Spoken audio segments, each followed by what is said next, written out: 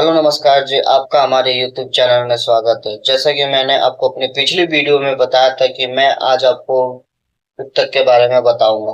तो चलिए आज हम उत्तक के बारे में जानते हैं। उत्तक किसे कहते हैं?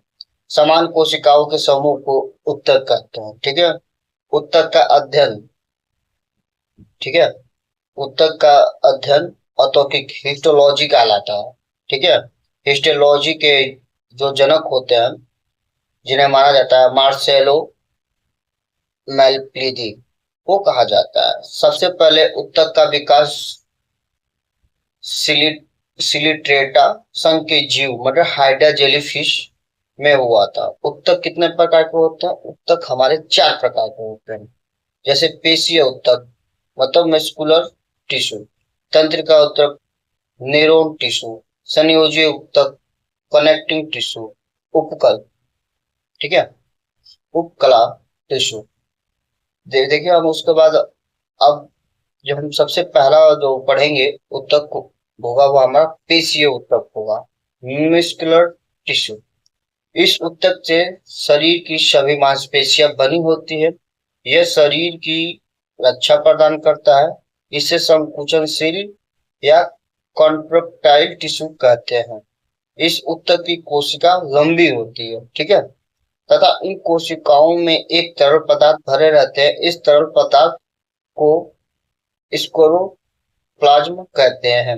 मानव में कुल 639 मांसपेशियां पाई जाती हैं। दूसरा हमारा आता है तंत्रिका उत्तक, जिसको न्यूरॉन टिश्यू कहते हैं। अब देखिए जैसे कि मैंने आपको उत्तक के बारे में बता रहा हूँ, तो इसमें आपको जो भी कोई भी ना समझ में आए तो आप एक बार फिर से इस वीडियो को दोबारा रिवाइज करके देखिए। मेरी जहां तक उम्मीद है कि आपको ये चीज समझ में आनी चाहिए। तो इस जो हम बात कर रहे थे तंत्रिका उत्तक, न्यूरॉन टिश्यू, इस उत्तक से मस्तिष्क, मस्तिष्क तथा सभी तंत्रिकाएं बने होते हैं। ठीक है। यह सूचनाओं का आदान प्रदान करता है। जो ये तंत्रिका होती है जिसको न्यूरॉन टिश्यू कहते हैं, ये सूचनाओं का आदान प्रदान करता है। जैसे हमें कोई कुछ बोलता है, चाहे हमें कोई कुछ बताता है तो उसका आदान प्रदान करता है। ये हमारे मस्तिष्क तक लेकर जाता है, तब हमारा मस्तिष्क वर्क करता है। क्या जैसे मान लीजिए आपको मच्छर ने काटा, जब तक आपको कैसे फील होगा? जब तक कोई आपको ये जैसे आपको मच्छर ने काटा, ते तंत्र का जो न्यूरॉन टिश्यू है एक्टिवेट होती है। ये आपको बताती है, आपके मस्तिष्क तक वहां तक लेकर जाती है और आपको बताती है हाँ कि आपको मच्छर ने काटा है। तब आपका हाथ जो होता है रिएक्ट करता है, तब आप मच्छर को मारकर भगाते हो। तो इसका एक कार्य होता है। ठीक है। इस उत्तक इस उत्तक में कोश का विभाजन नहीं होता। सबसे पहली बात तो जो होता है ना, तंत्रिका तंत्रिका टिश्यू, इसमें उत्तक का विभाजन होता ही नहीं है। ठीक है। उसके बाद सवाल तीसरे नंबर पर आता है संयोजी उत्तक, कनेक्टिंग टिश्यू। यह उत्तक शरीर के विभिन्न अंगों को आपस में जोड़ने का काम करता है। ठीक है।